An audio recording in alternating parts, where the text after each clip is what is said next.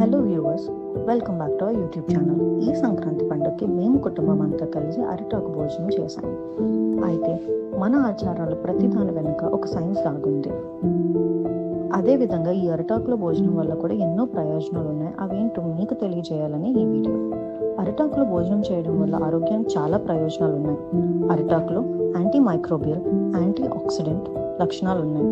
అరిటాకులో vitamin A, vitamin C, magnesium, calcium, potassium, fibre వంటి పోషకాలు ఉన్నాయి.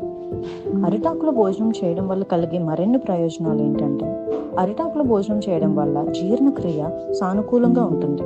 అరిటాకులో ఉండే పాలీఫినాయిల్స్ జీర్ణ ఎంజైమ్స్ను ఉత్పత్తి పెంచుతాయి. అరిటాకులో ఉండే పాలీఫినాయిల్స్ రోగ నిరోధక శక్తిని పెంచుతాయి. అరిటాకులో ఉండే anti oxidants anti bacterial, anti fungal గుణాలు శరీరానికి అనేక వ్యాధుల నుంచి దూరం చేస్తాయి.